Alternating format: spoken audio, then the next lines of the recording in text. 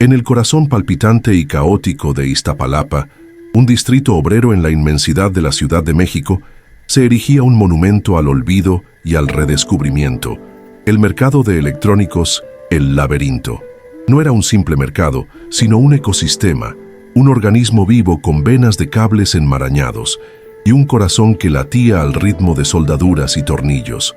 Los estrechos callejones formaban un laberinto real, flanqueados por montañas de carcasas de computadoras, televisores de tubo y celulares de generaciones pasadas. El aire era denso, cargado con el olor característico a ozono, polvo y metal caliente, una fragancia que, para sus habitantes, era el perfume de casa, el aroma de la supervivencia y de la posibilidad. Allí, cada pieza desechada susurraba la historia de una vida útil terminada, esperando manos hábiles que le dieran un nuevo propósito, una nueva oportunidad de funcionar. En este universo de circuitos y memorias de silicio, vivía Dani, un chico de apenas 14 años cuya alma parecía haber sido forjada en el mismo fuego que daba vida a los procesadores. Para él, el laberinto no era un cementerio de tecnología, sino una biblioteca infinita de posibilidades. Sus dedos finos y ágiles se movían con una intimidad asombrosa entre los componentes, resucitando aparatos que ingenieros experimentados darían por perdidos. Su taller era un humilde banco de trabajo improvisado, iluminado por una lámpara de LED que él mismo había construido. Allí, él no reparaba. Él conversaba con las máquinas, entendiendo sus lenguajes silenciosos de voltajes y resistencias, transformando lo que el mundo llamaba basura en pequeñas maravillas funcionales que parecían nacer más de un acto de magia que de ingeniería. Su madre, Carmen, era la columna vertebral de ese pequeño mundo. Ella no era una simple limpiadora o vendedora. Carmen era una buscadora de componentes, una arqueóloga moderna cuya tierra de excavación eran las montañas de chatarra. Con los ojos entrenados por años de práctica, podía identificar un capacitor raro o un chip de memoria valioso en medio de una placa base destruida. Cada día, sus manos, manchadas de grasa y marcadas por pequeños cortes, trabajaban incansablemente, desmontando aparatos con la paciencia de una artesana. Todo su esfuerzo, toda su dedicación, era para garantizar que Dani tuviera qué comer, y más importante, que la llama de su talento genial nunca se apagara por falta de recursos. Ella veía en su hijo no solo el futuro de la familia, sino el alma misma del laberinto. En la cima de esta jerarquía de chatarra, en una oficina con ventanas que daban al caos organizado del mercado, reinaba el señor Valdés. Un hombre mayor, de postura rígida y mirada cansada, había sido un día un ingeniero prometedor, pero las vueltas de la vida lo transformaron en el rey de un imperio de electrónicos desechados. Construyó el laberinto desde la nada, con pragmatismo y una desconfianza afilada como un alicate de corte.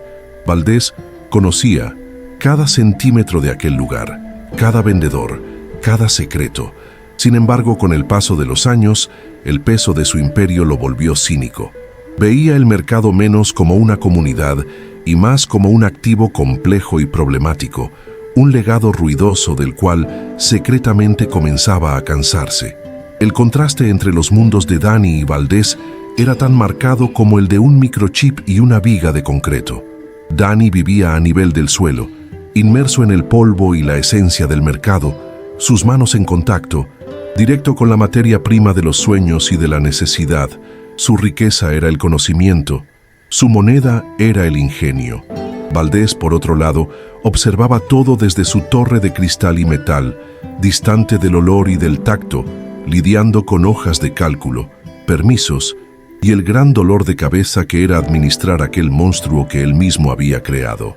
Para Dani, una pieza rara era una oportunidad. Para Valdés, era solo un ítem más en el inventario, un número que necesitaba convertirse en ganancia antes de volverse obsoleto. Fue en este escenario de creciente distancia que surgieron los inversionistas. Eran hombres de trajes impecables y zapatos que jamás tocarían el lodo del mercado. Caminaban por los callejones con una mezcla de asco y codicia, hablando de modernización, limpieza y potencial inmobiliario.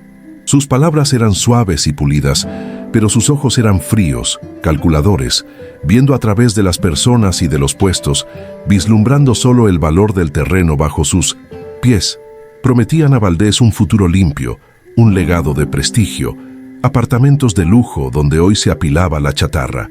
Eran depredadores vestidos de salvadores, y el viejo ingeniero, cansado y seducido por la promesa de paz, estaba a punto de convertirse en su presa. El señor Valdés, habitualmente tan escéptico, se encontró vulnerable al canto de sirena de estos hombres. Hablaban su lengua original, la lengua de la ingeniería, del progreso y de los grandes proyectos. Le presentaron planos arquitectónicos, proyecciones de ganancias y un discurso que masajeaba su ego de constructor. Prometieron transformar su problemático laberinto en un hito de modernidad, un emprendimiento que llevaría su nombre más allá de las fronteras de Iztapalapa. Ciego por la vanidad y por el cansancio de librar una batalla diaria contra el desorden, la desconfianza natural de Valdés fue siendo corroída, abriendo una brecha fatal en su armadura, una brecha por la cual la codicia ajena se preparaba para entrar y tomarlo todo. El tono emocional del mercado comenzó a cambiar, como la presión del aire antes de una tormenta. Los vendedores, las familias que vivían y respiraban aquel lugar, sentían una corriente de incertidumbre recorrer los callejones. Las promesas de modernización sonaban para ellos como una sentencia de desalojo. ¿A dónde irían? ¿Qué harían? El laberinto era más que un lugar de trabajo, era la identidad de una comunidad, un lugar que daba valor a lo que el resto del mundo despreciaba. Una ansiedad silenciosa se instaló, una plegaria colectiva para que el lugar que los acogía no fuera destruido por un sueño de lujo que no los incluía. En medio de todo esto, Dani continuaba su trabajo, pero sus ojos atentos percibían más que solo circuitos. Veía la preocupación en el rostro de su madre y oía los susurros temerosos entre los vendedores. Él, que entendía el lenguaje de las máquinas, sentía una interferencia en la frecuencia humana de su hogar, un ruido extraño que amenazaba la armonía de su universo. Si crees que la sabiduría a menudo se esconde en los lugares más humildes y que el coraje de un joven puede iluminar la oscuridad de la codicia, quédate conmigo hasta el final de esta historia y comenta desde dónde nos estás viendo. Lo que estaba por suceder pondría a prueba no solo la genialidad de Dani, sino el corazón mismo de El Laberinto. El desafío se presentó no como un grito, sino como un susurro fantasmagórico en la quietud de la noche. Cuando el sol se ponía, el laberinto se transformaba. El ruido incesante del día daba paso a un silencio poblado por chasquidos metálicos y el aullido del viento pasando por las carcasas de metal. Era en ese silencio que Dani se sentía más en casa, un guardián nocturno de un reino dormido. Fue en una de esas noches, mientras probaba una antena de largo alcance, que los vio por primera vez. Puntos de luz moviéndose en el cielo oscuro, con una fluidez predatoria, silenciosos y eficientes. No eran los drones de entrega o los juguetes de entusiastas que él conocía también. Estos eran diferentes, con un diseño sigiloso y una precisión militar que no pertenecía a aquel lugar. Los observó durante horas, noche tras noche. Los drones sobrevolaban el mercado en patrones geométricos perfectos, como si estuvieran mapeando cada centímetro del terreno. No tenían las luces de navegación obligatorias y su zumbido era casi inaudible, diseñados para no ser notados. La intuición de Dani, afilada por una vida descifrando sistemas, gritaba que aquello era más que una simple vigilancia. Había una intención oculta en sus movimientos, una recolección de información que él no lograba comprender. Un escalofrío recorrió su espina dorsal, la sensación incómoda de que el corazón de su mundo estaba siendo secretamente examinado por una fuerza invisible y hostil, preparándose para un ataque que nadie veía venir. Intrigado y movido por un instinto protector, Dani sabía que no podía ignorar aquella anomalía. Esos drones eran una pregunta que exigía una respuesta. Para cualquier otra persona, serían solo luces en el cielo, pero para él eran un rompecabezas tecnológico implorando ser resuelto. La tecnología que para los otros era una amenaza, Para Dani, era un lenguaje. Decidió que si no podía preguntar qué estaban haciendo los drones, él construiría algo para escuchar sus conversaciones secretas. Su misión estaba definida. Interceptaría la señal y arrancaría la verdad directamente del aire, usando las mismas herramientas que su hogar le ofrecía, la chatarra y el ingenio. El evento crítico que conectaría a todos los personajes de forma irrevocable comenzó a tomar forma en el humilde banco de trabajo de Dani. Inició su proyecto más ambicioso, un interceptor de frecuencia de amplio espectro. Pasó días rebuscando en las pilas de basura electrónica, sus manos moviéndose con propósito.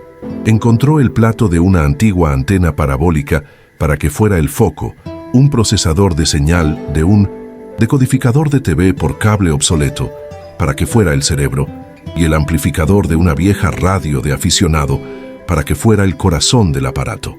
Cada pieza era un fragmento de una historia olvidada que, bajo sus dedos, se unía para crear un nuevo propósito, una nueva narrativa de resistencia. Mientras Dani trabajaba en su proyecto secreto, el señor Valdés era recibido en lujosas salas de reuniones, muy lejos del polvo de Iztapalapa. Los inversionistas lo trataban con una deferencia calculada, presentándole un contrato grueso y lleno de promesas. Valdés, leyendo los términos sobre asociación y desarrollo mutuo, sentía una ola de orgullo. Veía aquello como la cúspide de su carrera, la oportunidad de limpiar su nombre de la asociación con la chatarra y convertirse en un verdadero magnate inmobiliario. Su reacción inicial ante cualquier duda era de desprecio. Para él, la desconfianza de los vendedores era solo el miedo al progreso, la ignorancia de gente pequeña incapaz de ver la gran visión que él y sus nuevos socios tenían para el futuro. De vuelta en el mercado, Dani activó su creación. El interceptor, un artilugio de cables y placas de circuito, cobró vida con un zumbido bajo. En la pantalla de un monitor antiguo, un espectro de frecuencias danzaba. Pacientemente sintonizó el aparato, buscando la firma fantasma de los drones. Y entonces la encontró. Una banda de comunicación estrecha y poderosa, fuertemente encriptada. No logró escuchar una conversación ni ver una imagen. En cambio, lo que capturó fue un flujo denso de datos brutos, un río de código que no tenía sentido inmediato. La decepción inicial rápidamente dio paso a una determinación feroz. El misterio era más profundo de lo que imaginaba. Durante días y noches, Dani se inclinó sobre los datos. No poseía el poder computacional para romper la encriptación, pero su genialidad residía en reconocer patrones donde otros solo veían caos. Comenzó a aislar bloques de datos que se repetían y a usar programas de código abierto para intentar visualizarlos. Lentamente, formas comenzaron a emerger en la pantalla. No eran fotos, sino mapas de calor del subsuelo, revelando bolsas de energía y densidad variables bajo el mercado.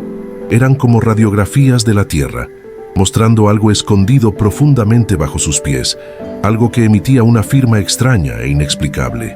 La reacción de Valdés al creciente escepticismo de su comunidad fue de impaciencia y arrogancia. Cuando un viejo vendedor, amigo de 1900 mucho tiempo, intentó alertarlo sobre la prisa de los inversionistas, Valdés lo rechazó con frialdad. «Ustedes no entienden de negocios», dijo, su voz cortante. «Están acostumbrados a pensar en pequeño, a vivir en medio de la basura. Esta es una oportunidad de evolucionar, de limpiar este lugar de una vez por todas. O están conmigo o se quedarán atrás». Su discurso, antes paternalista, ahora era el de un conquistador, alguien que veía a su propia gente como un obstáculo a ser removido, un impedimento para su glorioso legado. Dani, por su parte, demostró su valor no a través de palabras, sino de pura persistencia e inteligencia. Sabía que los mapas de calor por sí solos no eran prueba de nada. Fue entonces cuando descifró otro conjunto de datos de los drones. Análisis de materiales. Los sensores estaban midiendo la composición química del suelo, detectando concentraciones anómalas de metales pesados y compuestos industriales, plomo, mercurio, solventes clorados. La lista era un cóctel tóxico que no tenía razón de estar allí.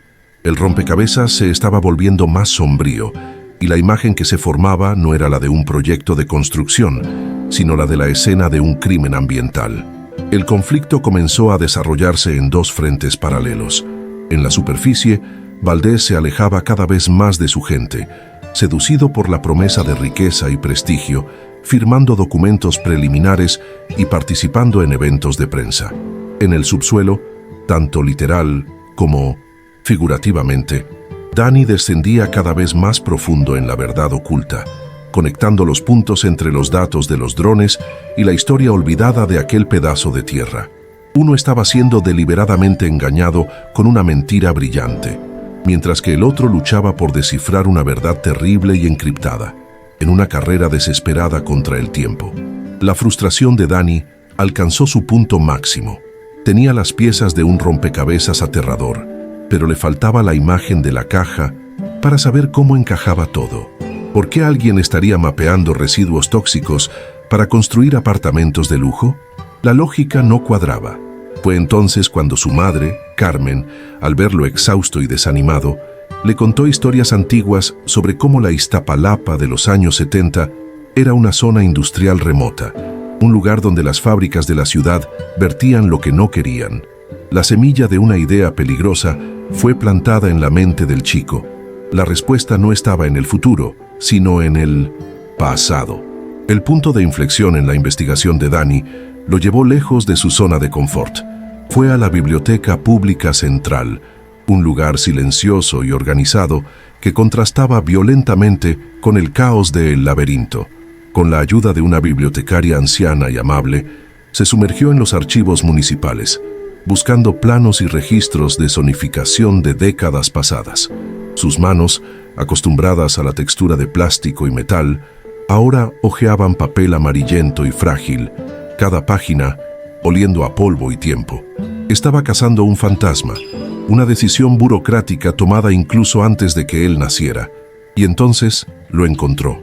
Un plano catastral de 1978. En él, el terreno que hoy albergaba el vibrante mercado El Laberinto estaba claramente demarcado con una anotación sombría: zona de desecho de residuos industriales, acceso restringido. La sangre de Dani se heló. La historia de su madre no era solo un recuerdo, era un hecho documentado. Su hogar, el lugar que daba vida y sustento a cientos de familias, había sido construido sobre un cementerio de veneno. La verdad era más terrible que cualquier cosa que hubiera podido imaginar. Con el plano en mano, corrió de vuelta a su taller. El momento fue de pura revelación. Usando un escáner improvisado, digitalizó el mapa antiguo. Luego, con el corazón latiendo fuerte en el pecho, superpuso la imagen de los mapas de calor capturados de los drones sobre el plano de 1978. La correspondencia era perfecta, milimétrica. Cada bolsa de alta temperatura, cada anomalía de material detectada por los drones, se alineaba exactamente con las áreas designadas como pozos de desecho de residuos tóxicos. Ya no había duda, ya no había ambigüedad. El engranaje final en su cerebro encajó, revelando el mecanismo completo de la conspiración. Los inversionistas sabían de la basura tóxica todo el tiempo. La modernización era una farsa. No querían construir nada allí, no con esa contaminación. El costo de la limpieza sería prohibitivo. La verdadera intención era mucho más diabólica. Necesitaban a alguien para asumir la culpa y, más importante, la cuenta. Y esa persona era el señor Valdés, el dueño legal y orgulloso de aquel terreno envenenado. El desprecio de los inversionistas no era solo social, era estratégico. Veían a Valdés y a toda la comunidad del mercado como peones desechables en su juego. El contrato que Valdés exhibía con tanto orgullo era el arma del crimen. Dani ahora entendía que, en algún lugar, entre líneas de aquel documento, escondida en jerga legal, debía haber una trampa. Una cláusula ambiental redactada de forma ambigua, una bomba de tiempo legal que transferiría toda la responsabilidad por la descontaminación a Valdés en el momento en que la tinta de su firma se secara. La trampa era perfecta en su crueldad.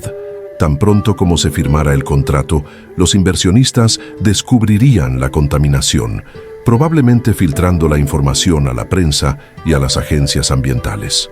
La opinión pública se volvería contra Valdés, el propietario negligente. El gobierno exigiría una limpieza inmediata y carísima.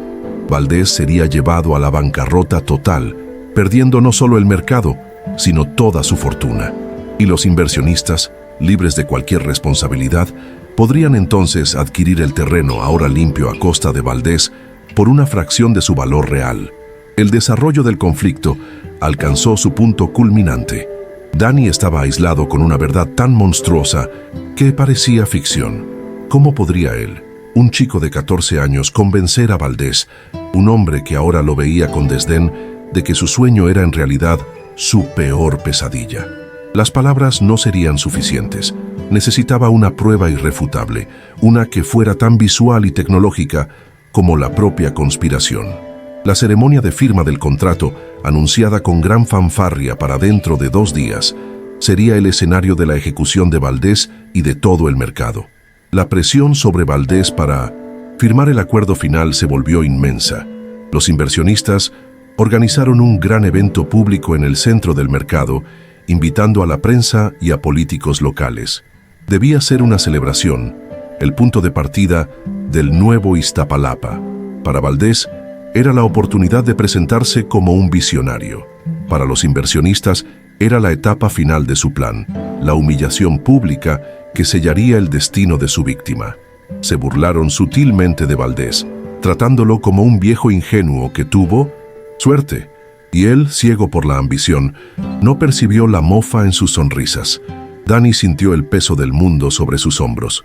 Miró a su madre, a los rostros preocupados de los vendedores, a los niños que jugaban entre las pilas de electrónicos, y supo que no podía fallar. La lucha ya no era solo por salvar un mercado, era por salvar a su familia, a sus amigos, a su hogar. La sabiduría que había adquirido en la chatarra, su capacidad de ver conexiones donde otros solo veían caos, sería la única arma que tendría para desarmar aquella conspiración silenciosa y mortal. Necesitaba transformar sus datos en una historia que todos pudieran entender. El punto de ruptura emocional se acercaba rápidamente.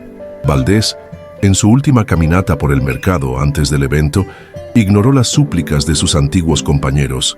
Estaba encerrado en su propio mundo de promesas y planos arquitectónicos. La distancia entre él y su gente era ahora un abismo insalvable. Veía el mercado como el pasado, un capullo del cual estaba a punto de emerger como una mariposa.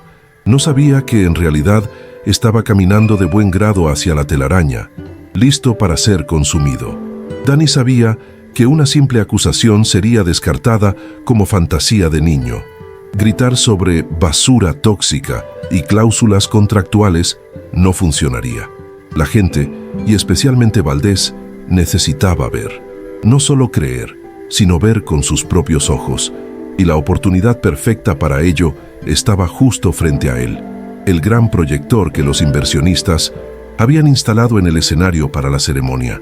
La herramienta que ellos usarían para exhibir su mentira sería la misma que Dani usaría para revelar la verdad. El coraje de Dani fue puesto a prueba. No era un guerrero ni un orador, era un inventor, un chico tímido que prefería la compañía de los circuitos a la de las personas. Pero la situación exigía que se convirtiera en más. Necesitaba convertirse en la voz de El Laberinto, el defensor de una comunidad que ni siquiera sabía que estaba bajo ataque. Su plan era audaz, arriesgado y técnicamente complejo. Implicaba hackear la red del evento, controlar el proyector y en el momento exacto cambiar la presentación corporativa de los inversionistas por su propia y chocante revelación de datos. El conflicto interno de Dani era inmenso. El miedo al fracaso, a ser ridiculizado, a ser expulsado por Valdés, lo paralizaba. Por un momento, pensó en rendirse, en solo avisar a su madre para que pudieran huir. Pero entonces, miró su banco de trabajo, los pequeños robots que había construido con cariño, los aparatos que había devuelto a la vida. Rendirse no era una opción. Rendirse significaría que la basura realmente no tenía valor, que la gente de El Laberinto era tan desechable como los aparatos que reparaban. Y eso era una mentira que no podía aceptar. La narrativa escaló a un punto de tensión máxima. De un lado, Valdés, sonriendo y estrechando las manos de los inversionistas, preparándose para firmar su propia sentencia de ruina, financiera y moral. Del otro, Dani, escondido en las sombras, con una laptop reacondicionada y un transmisor Wi-Fi casero, preparándose para el acto más importante de su joven vida. El destino de toda una comunidad dependía de la capacidad de un chico de transformar datos encriptados en una verdad innegable, en un espectáculo que nadie jamás olvidaría. El giro en la historia estaba a punto de ocurrir. No sería un giro de suerte, sino un giro forjado por la inteligencia y la lealtad. Dani no solo estaba defendiendo un lugar, estaba defendiendo un principio, que el verdadero valor a menudo está oculto bajo la superficie y que aquellos que son despreciados pueden poseer la sabiduría para salvar a todos. Él personificaba el espíritu del propio El Laberinto, listo para transformar la basura de una conspiración en una herramienta de justicia. Mientras la música comenzaba a sonar en el escenario y los invitados tomaban sus asientos, la tensión era casi insoportable. Valdés tomó la pluma cara que los inversionistas le ofrecieron. El silencio cayó sobre la multitud, una mezcla de esperanza forzada y miedo profundo. Carmen, la madre de Dani, observaba desde lejos, con el corazón encogido, sin saber del plan de su hijo, pero sintiendo que aquel momento lo definiría todo. Ella solo rezaba para que su niño estuviera a salvo, sin imaginar que estaba a punto de convertirse en el héroe improbable de aquella historia. El escenario estaba montado, las luces encendidas y el destino sellado en un contrato. Nadie en la audiencia, ni siquiera el pragmático señor Valdés, podía imaginar lo que estaba a punto de ser proyectado en aquella pantalla gigante. La prueba de Dani no estaba en una palabra o en un documento, sino en una imagen, una superposición de pasado y presente que revelaría la traición de forma brutal e incuestionable. La tecnología, usada por los inversionistas para engañar, estaba a punto de ser usada para desenmascarar. Dani respiró hondo. Sus dedos flotaban sobre el teclado. El momento había llegado. No tenía un ejército, no tenía dinero, no tenía poder. Todo lo que tenía era la verdad, codificada en un archivo en su laptop. Ese era su punto de ruptura, el momento en que el niño observador se convertiría en el agente del cambio. Pero lo que aquel chico de la chatarra estaba a punto de mostrar en el proyector de los millonarios cambiaría para siempre no solo lo que pensaban sobre el laberinto, sino todo lo que creían sobre el valor, la lealtad y la justicia. El clímax se desarrolló en el instante exacto en que el futuro del laberinto estaba a punto de ser firmado y sellado. En el escenario, bajo las luces fuertes que intentaban dar un aire de glamour a la chatarra, el señor Valdés alzó la pluma de lujo. Los flashes de las cámaras explotaban, capturando la sonrisa triunfante de los inversionistas y el rostro orgulloso de Valdés, un hombre a punto de sellar su legado.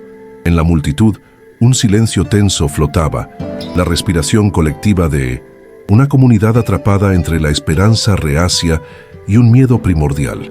El tiempo pareció ralentizarse, cada segundo estirándose mientras la punta de la pluma descendía hacia el papel, lista para trazar una línea final sobre la historia de aquel lugar y de su gente. Fue en ese momento de silencio cargado que una única voz lo rompió. ¡Deténganse! La palabra resonó, frágil pero desesperada. Dani emergió de la multitud, corriendo hacia el escenario, su rostro pálido de pavor y determinación.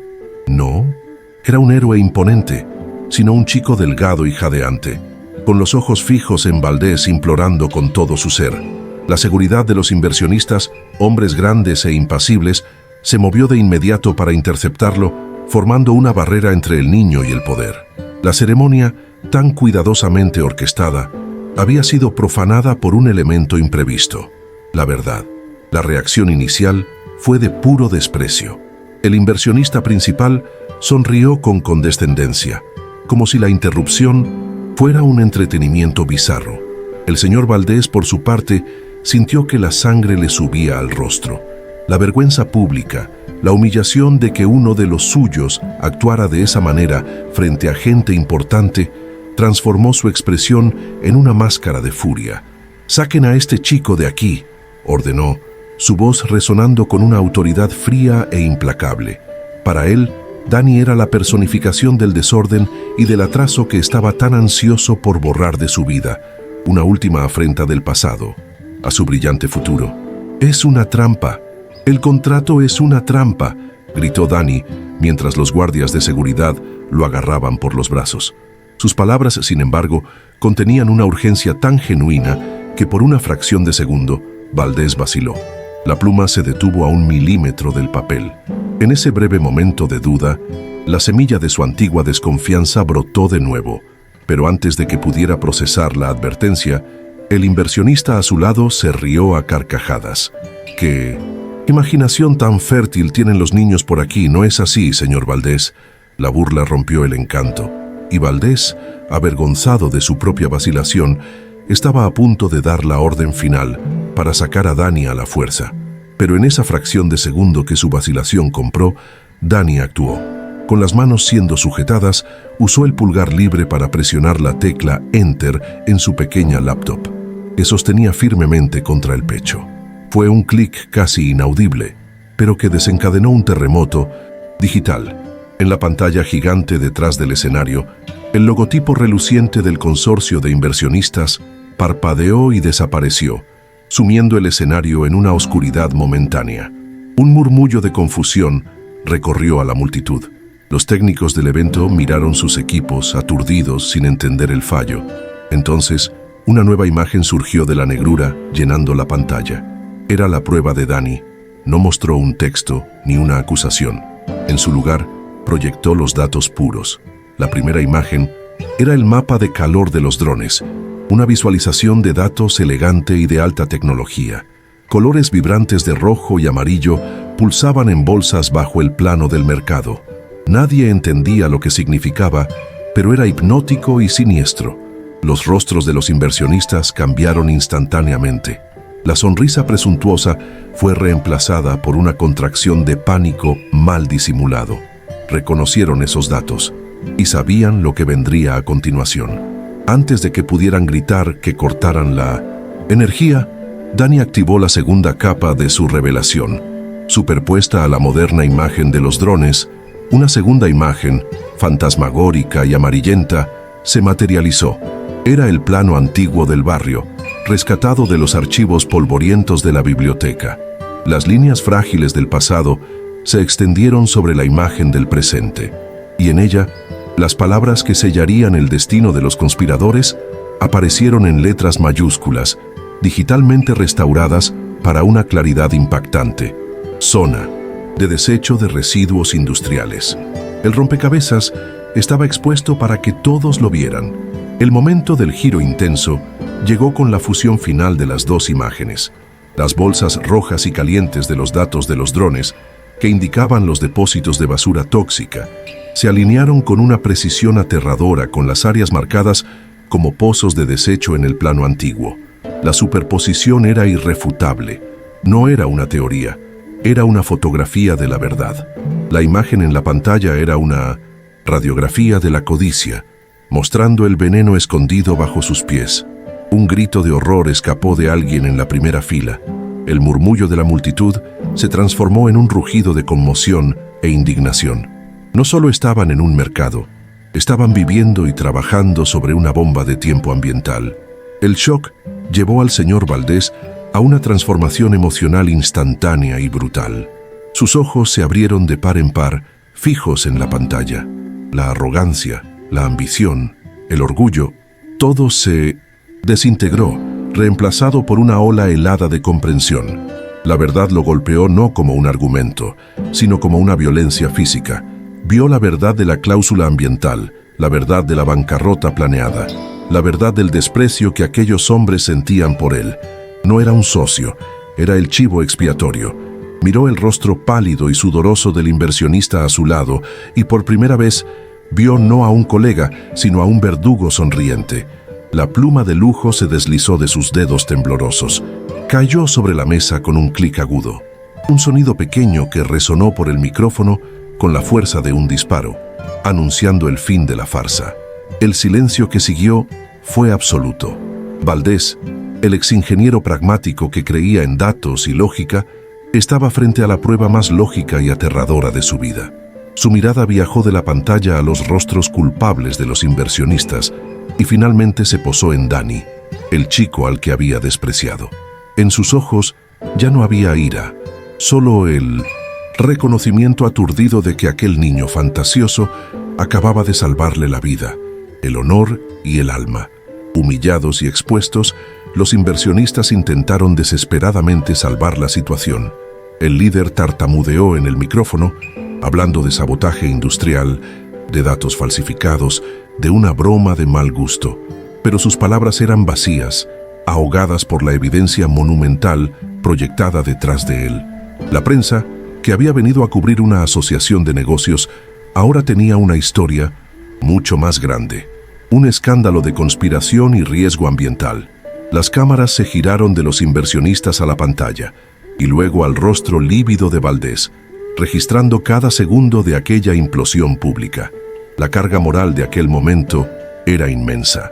La justicia no había venido de un tribunal o de una agencia reguladora, sino de la mente brillante de un chico que personificaba el espíritu del lugar que los poderosos querían destruir.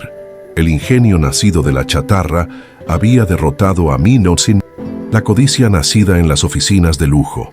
Valdés, finalmente encontrando su voz, se puso de pie.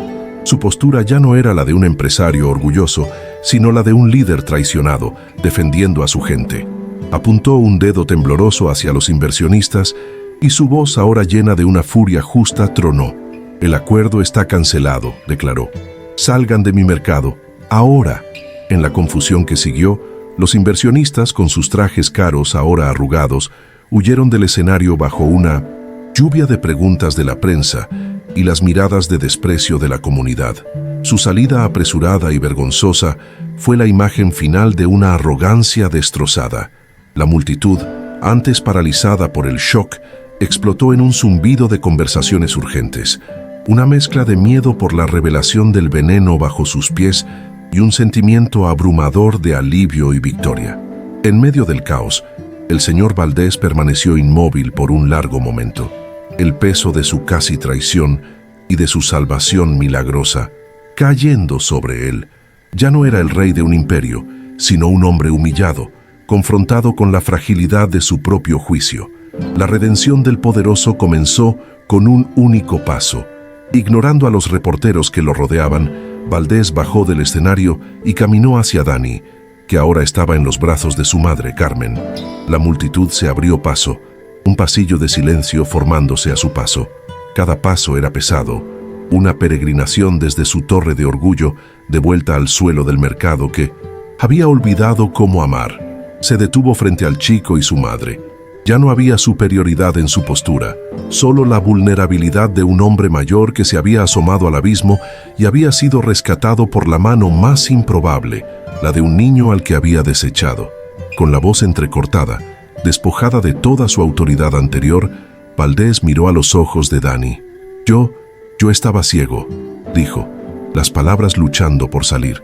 «Ciego por la vanidad, por el cansancio. Intentaste advertirme y te desprecié. Viste la verdad donde yo solo veía números. Tú tienes el alma de este lugar, chico. Me salvaste de mí mismo. Nos salvaste a todos. Perdóname». No fue una disculpa formal, sino una confesión, una rendición de su ego. Carmen apretó el hombro de Dani, sus ojos llorosos, presenciando no la caída de un hombre, sino su verdadero resurgimiento moral. Ante toda su comunidad, Valdés subió al escenario nuevamente, pero esta vez no era para anunciar un futuro de lujo para extraños, sino para garantizar un futuro para su familia. Anunció con voz firme la anulación completa e irrevocable de cualquier contrato de venta. «El laberinto no está en venta». Su voz resonó, pero esta vez con la convicción de un protector, no de un negociante. «Este lugar pertenece a las personas que lo construyeron, que le dan vida todos los días. Este lugar es nuestro». Un grito de júbilo y alivio irrumpió de la multitud. la celebración más genuina que aquellos callejones habían oído jamás. La transformación de Valdés fue más allá de las palabras. Anunció que usaría sus recursos personales, no para construir apartamentos, sino para iniciar un fondo de descontaminación y revitalización, gestionado por un consejo de vendedores, y entonces reveló su plan maestro, su verdadera obra de ingeniería social. El laberinto dejaría de ser una propiedad privada para convertirse en una cooperativa. Cada vendedor, cada buscador, cada familia se convertiría en un socio, dueño de un pedazo de aquel universo. Ya no estaba vendiendo el futuro de ellos, se lo estaba devolviendo con intereses de dignidad y justicia. Y para celebrar el valor del protagonista, la pieza central de su nuevo plan era Dani. Valdés llamó al chico al escenario y ante todos declaró: «Este niño, con la sabiduría que encontró en nuestra chatarra, es el mayor tesoro que el laberinto ha producido, y el talento como el suyo nunca más será descuidado». Luego anunció la creación del Laboratorio de Innovación, el Laberinto, un centro tecnológico de vanguardia que se construiría en el corazón del mercado, bajo la dirección de su más joven y brillante ingeniero, Dani, para que pudiera florecer y enseñar a otros a encontrar magia en aquello que el mundo desecha. Meses después, la promesa se había hecho realidad. El mercado hervía con una nueva energía, la de dueños, no de inquilinos. Los puestos estaban más organizados, proyectos de reciclaje y seguridad ambiental, liderados por la propia comunidad, estaban en marcha. El aire todavía olía a ozono y metal, pero ahora mezclado con un nuevo aroma, el de la esperanza. El espíritu del lugar, que casi se había extinguido, había sido protegido y fortalecido, transformado por la crisis en algo más resiliente y unido que nunca, demostrando que la verdadera modernización no era demoler, sino fortalecer los cimientos humanos.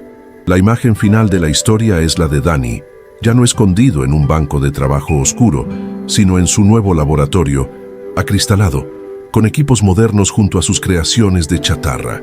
No está solo. A su alrededor, un grupo de niños del mercado lo observa con admiración mientras les enseña a soldar un pequeño robot.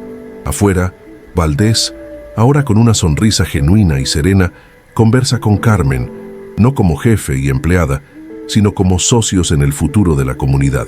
El chico que hablaba con las máquinas había enseñado a los humanos la lección más importante sobre conexión y valor. La historia de El Laberinto nos recuerda que, a menudo, las soluciones a nuestros mayores problemas no están en planes grandiosos o en riquezas lejanas, sino en la sabiduría silenciosa que florece en los lugares más humildes. Hizo falta el coraje de un niño que veía potencial donde otros veían basura, para salvar a toda una comunidad de la codicia. Él demostró que el verdadero ingenio no se trata de lo que construyes, sino de lo que te niegas a dejar que sea destruido. Si esta historia tocó tu corazón, compártela con alguien que necesite volver a creer en el poder del coraje y comenta desde dónde estás viendo.